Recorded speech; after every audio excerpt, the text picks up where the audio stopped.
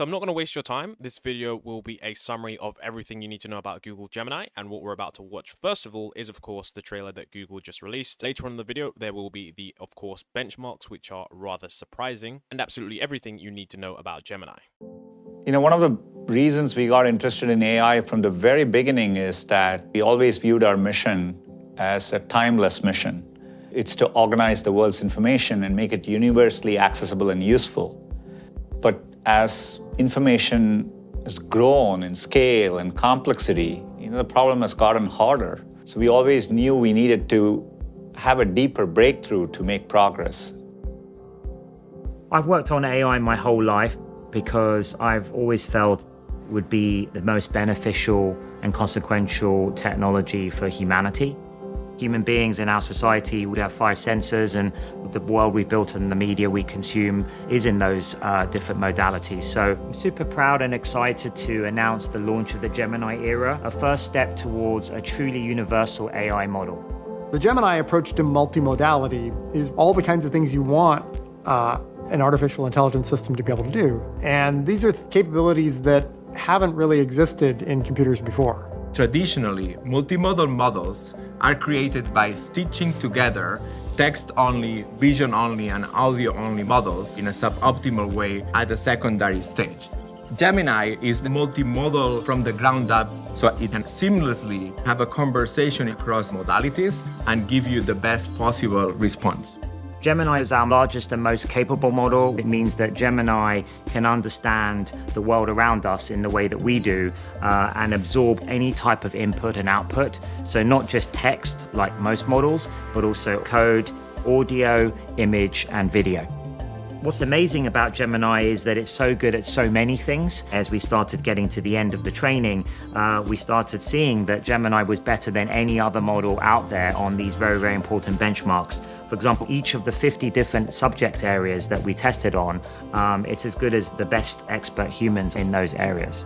It's very rare that you can work on a technology at a foundational level and it simultaneously can impact all our products. We created a family of models that can run on everything from mobile devices to data centers, each of which is actually best in class. Gemini will be available in 3 sizes. Gemini Ultra, our most capable and largest model for highly complex tasks. Gemini Pro, our best performing model for a broad range of tasks. And Gemini Nano, our most efficient model for on-device tasks. We want to provide the best foundational building blocks, and then we know developers and enterprise customers are going to figure out really creative ways to further refine our Gemini foundational models, and the potential's almost limitless. So at Google, there's this healthy disregard for the impossible, and that has oriented us to be both bold and responsible together. As these systems become more capable, all of those capabilities also raise new questions. We have to think about what it means to have an image be a part of, for example, the input. Because an image might be innocuous on its own, or text might be innocuous on its own, but the combination could be offensive or hurtful.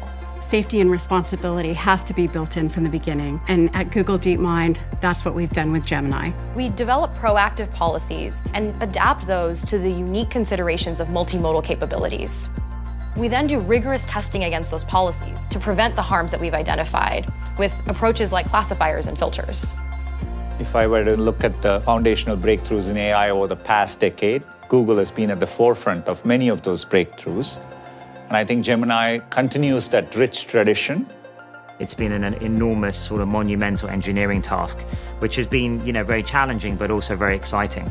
I have been at Google for quite a while, and the reason I'm here is really I believe in the company's mission, and I think Gemini is a great step in that overall mission. We end up with a world that has more knowledge and that people have more access to information that otherwise would not be available to them. That's what excites me, the chance to make AI helpful for everyone, everywhere in the world.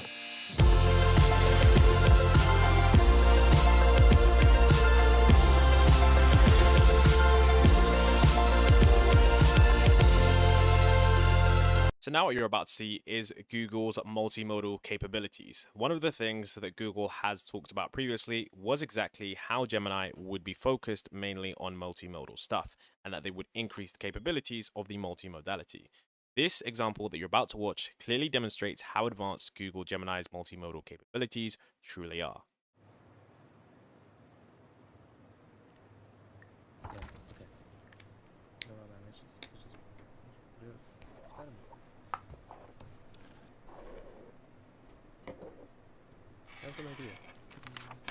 Let's start. All right, testing Gemini. Here we go. Tell me what you see. I see you placing a piece of paper on the table. I see a squiggly line. What about now? The contour lines are smooth and flowing, with no sharp angles or jagged edges. It looks like a bird to me. What if I add this? The bird is swimming in the water. It has a long neck and beak. It is a duck. Yes. A duck is a type of waterfowl in the family Anatidae. Ducks are closely related to geese and swans. The duck appears to be blue. This is not a common color for ducks. However, there are some breeds of blue ducks. These are typically not as common as other duck breeds. It is more common for ducks to be brown, black, or white. Are you sure? What the quack? I was just talking about a blue duck, and now you're holding one. It looks like blue ducks are more common than I thought. Would this float? I'm not sure what material it's made of, but it looks like it might be rubber or plastic. What if I tell you it's making a squeaking sound? Oh, if it's squeaking, it's definitely going to float. Nice. It is a rubber duck. It is made of a material that is less dense than water. Can you teach me how to say this in a different language? And give me a few options. Ooh, can you explain how to pronounce the Mandarin one? Is it Yazi? Yazi is pronounced with a first tone. In Mandarin, there are 4 tones, which are essential to distinguish the meaning of words. The first tone is a high, level tone. Oh, okay. The duck is in the middle of the ocean. There is no land nearby for the duck to rest or find food. It is unlikely to find ducks here naturally. Okay, based on what you see, come up with a game idea. Oh, and use emojis, please. How about this? We can play a game called Guess the Country. Sure, let's do it. Clue 1. This country is the home of the kangaroo, the koala, and the Great Barrier Reef. Oh, that's easy. Clue 2. This country loves football and has won the most men's World Cups in football history. You are trying to get me to find the paper ball under the cup. I accept the challenge. The cup to the left. Nice. I know what you're doing. You're playing rock, paper, scissors. What do you see now? The fingers are spread out to look like the wings of a butterfly. What's this? Big ear and barking mouth. A dog. Sweet. The coin should be under the right hand. I don't know. The coin is in the left hand using a sleight of hand technique to make it appear as if the coin has disappeared. Both objects are round and flat. There you go. Both are food. The orange is a healthier choice than the cookie. Citrus can be calming, and so can the spin of the fidget toy. They are both examples of popular toys that have been enjoyed by children and adults alike for many years. Give me some ideas for what I could make with this. I see pink and green yarn. How about a dragon fruit? Or how about a green cake with a pink heart? Okay, how about these colors? And maybe show me some animals. Okay, now I see blue and pink yarn. How about a pig with blue ears? Or an octopus? Or a bunny with a pink nose? Ooh, I'll keep those in mind. Which way should the duck go? Going left leads to a duck, which is a friend. Going right leads to a bear, which is a foe. It is better to make friends than foes, so the duck should go left. Smart choice. This is a picture of a crab. That's right. Is this the right order? No, the correct order is Sun, Earth, Saturn. Based on their design, which of these would go faster? The car on the right would be faster. It is more aerodynamic. Which looks more fun? The one on the right, because it has a loop. What do you think this person might be saying? How about a woohoo? Ooh, I love that.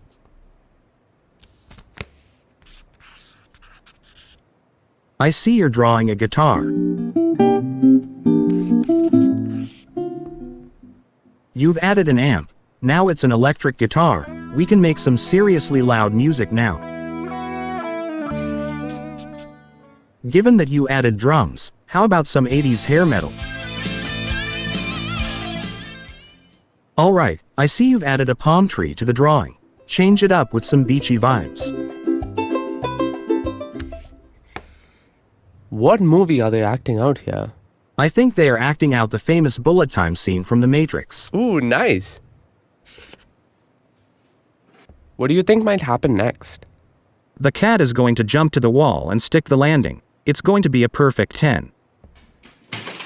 Oh, and it's a miss. It looks like it was just a little too far away. But don't worry, the cat is a natural athlete and it will be back up there in no time. Okay, I've got one more for you. Describe the drawing I made.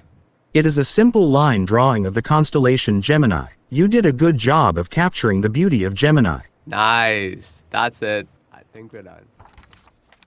Now it's time to take a look at one of the most important things regarding Gemini, and that is, of course, the benchmarks. Now, you can see here that these are the benchmarks compared to GPT-4, as it is the next level in large language model. But currently, GPT-4 has been surpassed in nearly everything by Gemini Ultra. We can see that in the general capabilities, the MMLU, that Gemini Ultra received a 90% and GPT-4 received an 86.4%. If we scroll down to the reasoning tab, you can see that on the Big Bench Hard, on the drop, Gemini Ultra achieved better results, although maybe only marginal. It did achieve better results in this category. The only category it didn't was the Hella Swag, where it achieved a 87.8%, which is of course still very respectable. If we do look at the math benchmarks and the code benchmarks, we can see that on the GSM 8K, Gemini Ultra received a 94.4% compared to GPT-4's 92%.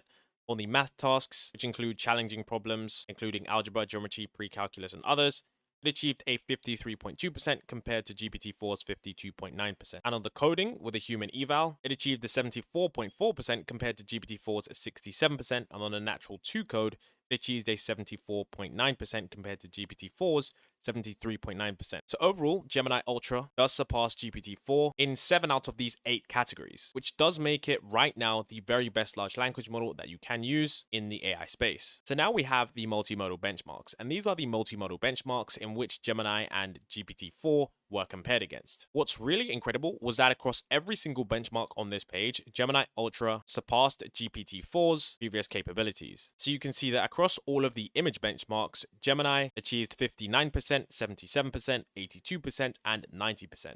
And in all of these categories, it does surpass GPT-4. And this is, of course, GPT-4 with vision, which is the latest model that can analyze images. In addition, since GPT-4 doesn't have video, what they've done is they've compared Gemini Ultra to DeepMind's Flamingo, and you can see that it achieved a 62.7% compared to DeepMind's score of 56, which is, of course, the same model that the same company did before, but it just shows a decent improvement. In addition, what is also very interesting was that we did see that even in audio, Gemini Pro outclasses OpenAI's Whisper v2 and Whisper v3, which shows us that Google Gemini is currently a truly state-of-the-art large language model / multimodal AI system.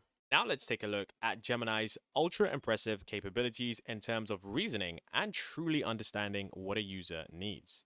Here you will see a demo of Gemini's multimodal reasoning capabilities to understand and reason about users' intent, use tools, and generate bespoke user experiences that go beyond chat interfaces. Let's say I'm looking for inspirations for a birthday party theme for my daughter.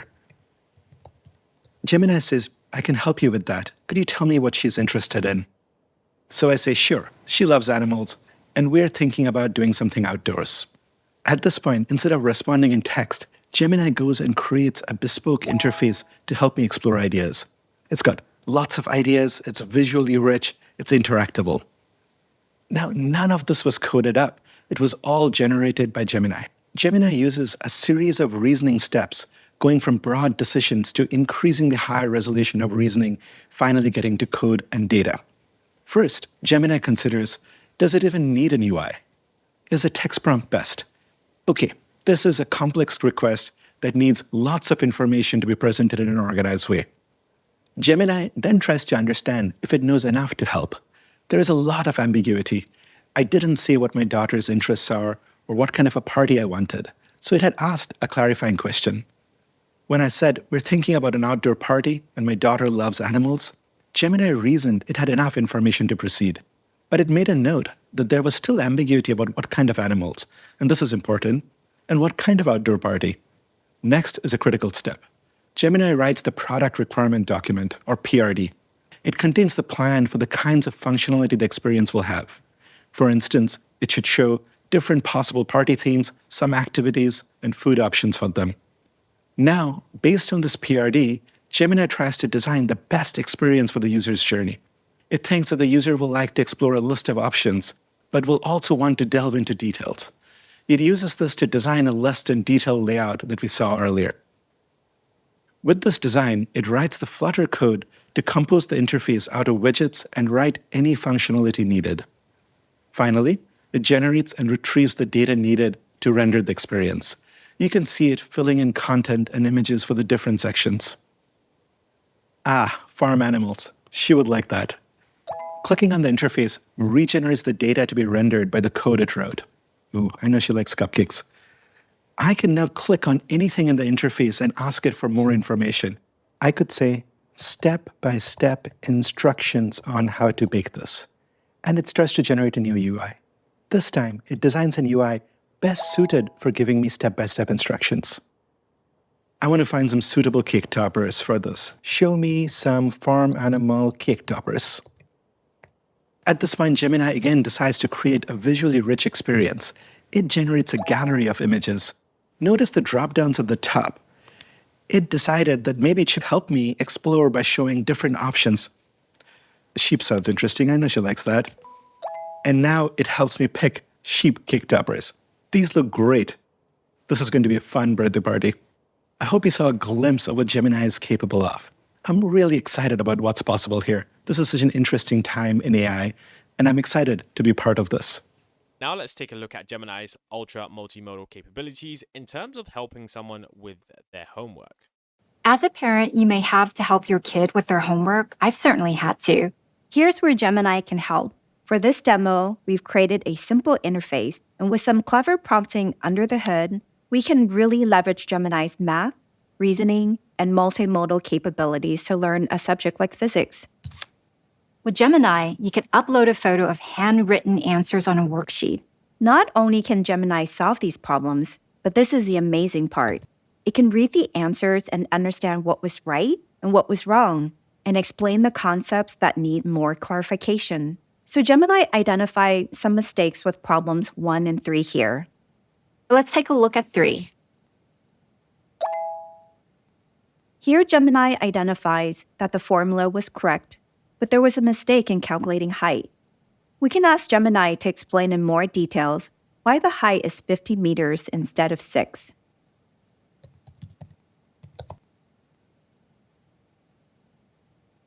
I can ask Gemini to explain further.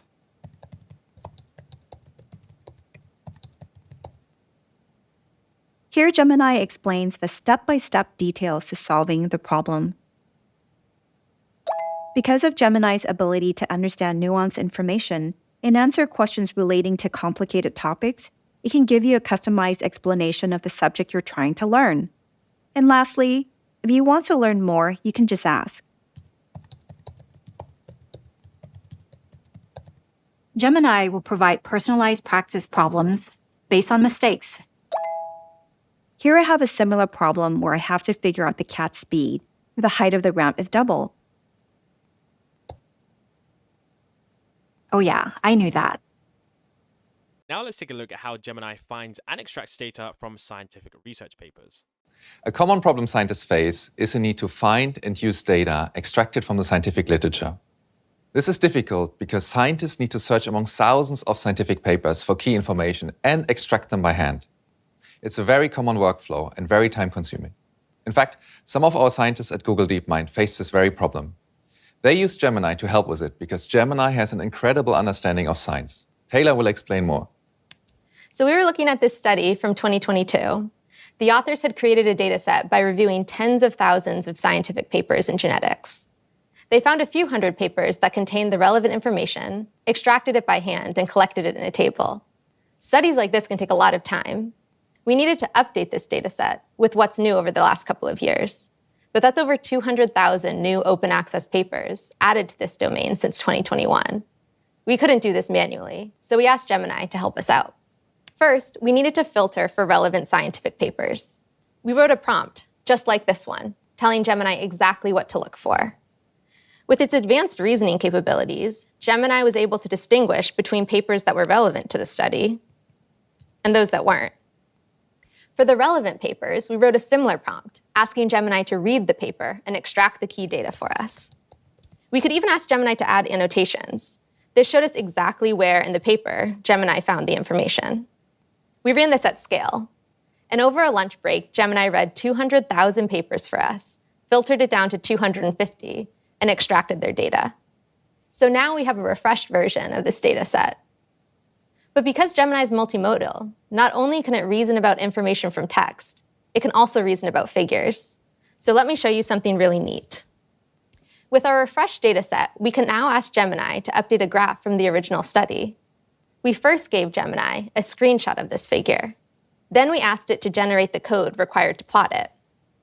And by feeding this code our new data set, we get our updated figure. You can see that this figure now includes data up until 2023. So Taylor used Gemini to search a large corpus of literature for relevant papers and extract key information from these papers, as well as update figures.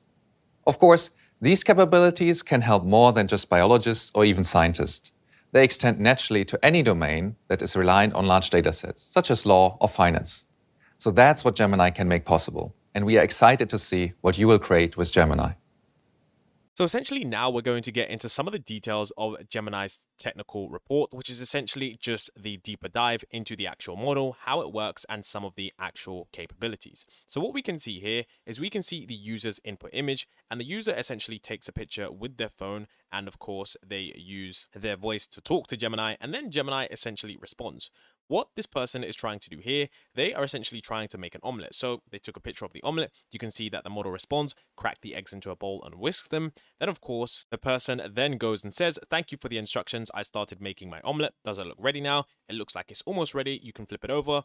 And then the person asks, "So why is it not ready?" And then it responds, "It's not ready because the eggs are still runny." And then it says, "What about now? It looks like it's ready now. You can take it off the heat and serve it." So this is a simple interaction that you can see how AI is about to be embedded into what we do on a daily basis, definitely making a lot of tasks easier with the multimodal capabilities. So this is something that I find has a lot more applications than just large language models, which are mainly software based. When we have a model that is this capable in terms of its image recognition and being able to combine that, it presents for a really nice experience for the user. One thing that I did want to understand was I did want to understand exactly what the context length for Gemini exactly was. Here you can see that it tells us that the context length for Google Gemini is of course a 32 context length. So Gemini models are trained to handle very long sequences of data, specifically 32,768 tokens, which essentially enables them to utilize the context more effectively. The effectiveness of the models with long context lengths was tested using a synthetic retrieval test.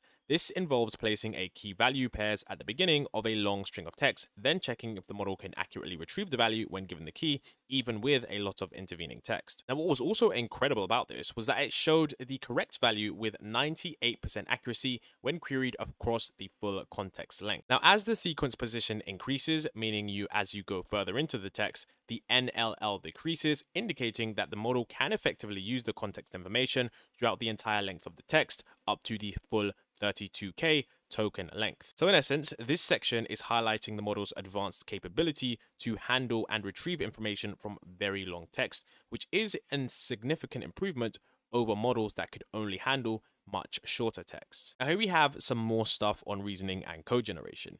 Now this is going to look eerily similar to what we saw in GPT-4 before, so this is quite interesting. we have something that says create a web app called Opossum Search, and then essentially we were given it 5 instructions. Every time you make the search query, it should redirect you to a Google search with the same query but the word opossum before it. It should be visually similar to Google search. Instead of the Google logo, it should have a picture for the opossum for the internet, and it should be a single HTML file, no separate JS or CSS files. It should say powered by Google search in the footer. Then of course we can see that on the next slide here, this is exactly what we got. And of course, this is something that does work. Remember, this is being powered by their powerful Alpha Code 2, which does involve search and planning capabilities. Then of course, we have multimodal question answering. It says, do you know what this plant is? How do I best take care of it? Then of course, we can see that it gives us a detailed answer on exactly what this plant is and how best to take care of this. Now, this does have a very nice capability in the sense that being able to identify exactly which plant is what and all the specifics is something that is going to help a lot of people out. Combined with the knowledge of millions of different plants, we can see exactly how good this model is going to be for various different use cases. Then of course we have interleaved image and text generation. So it says, please create a blog post about a trip to New York where a dog and his owner had lots of fun. Include a few pictures of the dog happily posing at different landmarks. So this is where we can see that this is something that is generating images and is able to follow the instructions of generating a blog post closely related to the text and showing us levels of consistency with the dog across all images. So I find something like this really, really effective because once again, it's showing us that when you combine that multimodal capability, we are going to have something that is far superior to previous language models. You can't actually do this in GPT-4 in terms of the consistency. So this is definitely a step up from what we've seen previously. Then of course, we have information seeking about objects, and we can see solving a puzzle using multimodal inputs. It recognizes the objects in these images and identifies a commonality that connects the two objects. Then of course we do have chart understanding and reasoning over data, and this is actually something that Google was really good at. I did test Bard yesterday and made a complete tutorial on how to use Bard, and when I did test it, it actually did really, really well at retrieving data from charts and then interpreting it into that. So it actually says spot a data point that stands out in these charts and what that implicates, then produce a detailed markdown table for all the data shown. Then we can see here that it shows us the exact data in this table, and it says that the data point that stands out is the United States landfill plastic waste, which is 73%.